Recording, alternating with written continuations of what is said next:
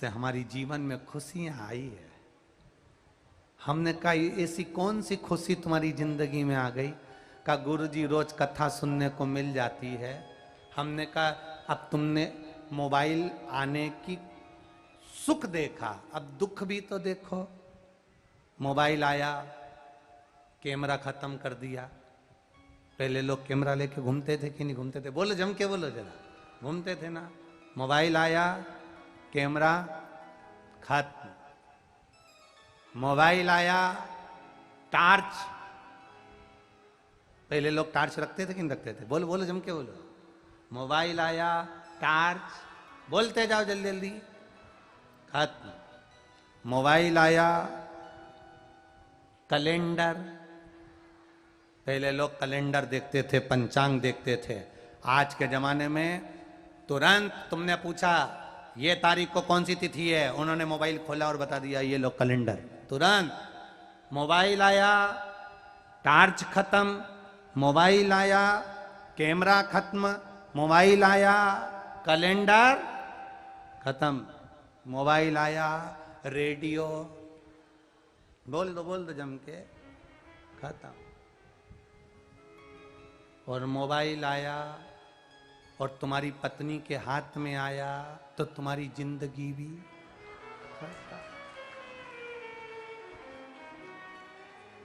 गए। फिर वो बोलते ना गई भैंस पानी। बस मोबाइल आया, कैमरा खत्म। मोबाइल आया, रेडियो खत्म। मोबाइल आया, टार्च खत्म।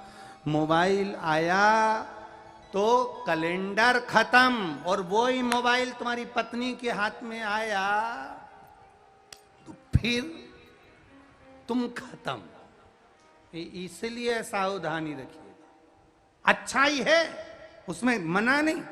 माता सती को शिवजी समझा रहे हैं, सती समझ जा, सती ज्ञानवान है, समझ जा। सती मैं तुझे समझा रहा हूं, समझ जा। सती अपने पिता के घर में मत जा। सती अपने पिता के पास मत जा। सती मैं तुझे समझा रहा हूं, समझ जा। सती मानने को तैयार नहीं होती। जब एक पहलू से ना समझे तो फिर दूसरा पहलू होता है कि जो ललाट पर लिखा है वो होकर मानेगा, जो किस्मत में लिखा वो होकर मानेगा।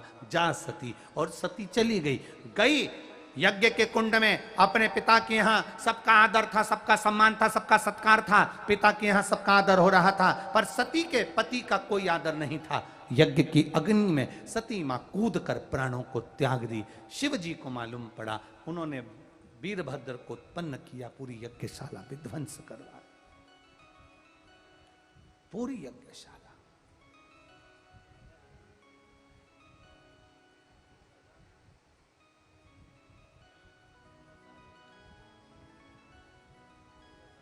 पूरी यज्ञशाला को विध्वंस कर दिया, पूरी यज्ञशाला। आखिरी में शीश, जो दक्ष प्रजापति का जो अहंकार था, जो मस्तक था, वो अग्नि में गिर गया। अहम अग्नि में गया। एक उंगली हम किसी पर उठाते हैं तो ये 3 उंगलियां हमारी ओर जाती हैं। तुम अपने अंदर झांक कर देखो तुम कैसे हो। किसी को अपशब्द कहने से पहले विचार करिएगा कि आप कैसे हैं।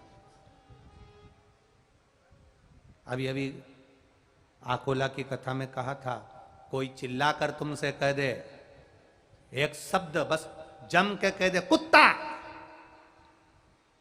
और जैसे उसने शब्द कहा और तुम्हें गुस्सा आया और तुमने चिल्लाना चालू कर दिया, तो उसने गलत क्या किया? उसने तुम्हें कुत्ता बोला और तुमने भौंकना चालू कर दिया, तो उसने गलत क्या किया? जब तुम्हें कोई गाली दे रहा है, जब तुम्हें कोई अपशब्द कह रहा है, जब तुम्हें कोई आड़ा टेढ़ा कर रहा है, उस जगह पर तुम्हें चुप रहना चाहिए। अगर तुम चुप रहोगे तो उसने जो कहा है वो संबोधन उसके लिए कहा है, आपके लिए नहीं कहा गया। उसने कहा तुमको कुत्ता, और जैसे ही कुत्ता कहा और तुमने भौंकना चालू करा, अपशब्द कहना चालू करा, ताने देना चालू करा, गाली देना चालू करा, आड़ा टेढ़ा बोलना चालू करा, तो सीधी बात है कि तुमने भौंकना चालू कर दिया। मतलब ये पक्का है कि उसने जो कहा था तुम वो हो। और अगर उसने कहा और तुम्हारे मुंह से एक शब्द नहीं निकला, तुम्हारे मुख से गाली नहीं निकली, तुम्हारे मुख से एक शब्द नहीं निकला, तुम्हारे मुख से आड़ा टेढ़ा नहीं निकला, तुम्हारे मुख से एक संबोधन नहीं निकला, कोई गुस्सा नहीं आया, समझ लेना उसने जो कहा था वो खुद के लिए कहा था, तुम्हारे लिए नहीं कहा। इसलिए तुम्हें क्रोध नहीं आया, तुम्हें अपशब्द नहीं निकला, तुम्हारे ताने नहीं निकले, तुम्हारी गाली नहीं निकली। सास तुम्हें आड़ा टेढ़ा बोले, तुम्हारे मुख से एक शब्द नहीं निकलना चाहिए। बहू तुम्हें अपशब्द बोले, सास के मुंह से एक शब्द नहीं निकलना चाहिए। पिता कोई शब्द बोले, बेटे के मुख से शब्द नहीं निकलना चाहिए। बेटा बोले, पिता के मुख से शब्द नहीं निकलना चाहिए। आड़े टेढ़े शब्द जब कोई बोलता है तो वो दूसरे के लिए नहीं बोलता, खुद के लिए बोलता है। वो बोलकर दिखाता है कि हम हैं क्या, वो बोलकर दिखाता है कि हम क्या हैं, हमारा संबोधन क्या है। बुरा जो देखन में चला, बोलो बोलो आगे क्या है, बुरा न मिलिया कोई, हृदय अपना खोज कर देखो तो अपने से बुरा ना कोई। संसार में अपने से बुरा कौन होगा महाराज। जितना जहर तो बिच्छू में नहीं भरा, जितना जहर तो सांप में नहीं भरा, जितना जहर तो गौरिया में नहीं भरा, जितना जहर मच्छर में नहीं भरा, उतना जहर तो मनुष्य में भरा है। सांप का काटा हुआ दिख जाता है कि सांप जा रहा है, ये जहरीला है। मच्छर को देखकर पहचान जाओगे कि जहरीला है, बिच्छू को देखकर पहचान जाओ कि जहरीला है, ततैये को देखकर पहचान जाओगे जहरीला है, पर किसी मनुष्य को देखकर नहीं पहचान पाओगे कि यह कब विष उगल देगा और कब तुम्हें निपटा देगा, कब तुम्हारे व्यापार को, तुम्हारे काम को, तुम्हारे ऊपर कब यह टूटमान हो जाए, कब तुम्हें घाटा पहुंचा दे, कब तुम्हें नुकसान पहुंचा दे, कब तुमसे ईर्ष्या रखकर तुम्हें समाप्त कर दे, कब तुमसे ईर्ष्या रखकर तुम्हें खल्लास कर दे, बर्बाद कर दे, ये समझ नहीं पाओगे। सांप को देखकर पहचान जाओगे तो दूर हट जाओगे, बिच्छू को देखकर पहचान जाओगे दूर हट जाओगे, मच्छर को देखकर पहचान जाओगे दूर हट जाओगे, पर मनुष्य को कैसे पहचानोगे कि नुकसान देगा कि फायदा देगा। राम राम जपना, बोलो बोलो जरा, पराया माल अपना, मुख में राम।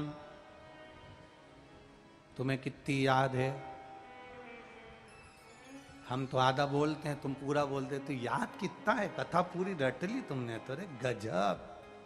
मुख में राम, बगल में छुरी, ये रीति श्रेष्ठ नहीं है।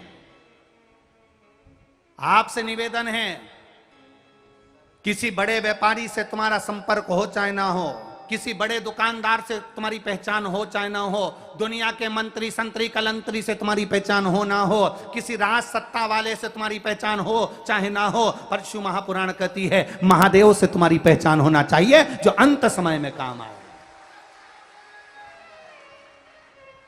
राज सत्ता वाले से पहचान है कि नहीं, फैक्ट्री वालों से पहचान है कि नहीं, गाड़ी बंगले वालों से पहचान है कि नहीं, दुकान वाले से पहचान है कि नहीं, व्यापार वाले से पहचान है कि नहीं, उससे मतलब नहीं होना चाहिए। एक पहचान उस परमात्मा से होना चाहिए। क्यों? जब दुख की घड़ी आती है, वेंटिलेटर पर पड़े रहते हो, आईसीयू में पड़े रहते हो, फैक्ट्री वाले, दुकान वाले, रिश्तेदार, नातेदार, जिन जिन से तुम्हारी पहचान है, वो फल की टोकनी लेकर खड़े रहेंगे, पर वेंटिलेटर पे तुम्हारे साथ नहीं सोएंगे, आईसीयू में तुम्हारे साथ नहीं सोएंगे। पर ये जितनों से तुमने पहचान बनाई, ये फल की टोकरी लेकर बाहर बैठे रहेंगे। और उस महादेव से अगर एक बार पहचान बना ली तो वो तुम्हारी वेंटिलेटर पर तुम्हारे साथ रहेगा, एक एक श्वास श्वास में, धड़कनों में, एक एक नब्ज में तुम्हारे साथ होगा। डॉक्टर भी कह देता है अब मेरे हाथ में नहीं, उसके हाथ में है, मतलब डॉक्टर को भी मालूम है कि एक सत्ता और है, उससे हमारी पहचान होना चाहिए, जिससे हमारा भगवत भजन बढ़ेगा। तो एक ना एक दिन अंत समय प्रभु आना पड़ेगा, वचन दिया तो निभाना पड़ेगा। दुकान चलाओ, फैक्ट्री चलाओ, घर चलाओ, परिवार चलाओ, गाड़ी चलाओ, तुम जिससे मिलना उससे मिलो, पर अपने व्यस्त जीवन में, फैक्ट्रियों के सुख में, दुकान के सुख में, गाड़ी के सुख में, बंगले के सुख में परमात्मा का भजन जरूर करना। क्योंकि जब तुम अकेले रहोगे, अंतिम सांसें गिन रहे होगे, तुम्हारे ऊपर जब काल मंडरा रहा होगा, तब कोई दूसरा नहीं, मेरा महाकाल का भजन करोगे तो वो सामने आकर खड़ा हो जाएगा। कोई नहीं आएगा, तब वो काल अधिपति आएगा। अंत बिंदु में उसका साथ होना जरूरी है। अंत समय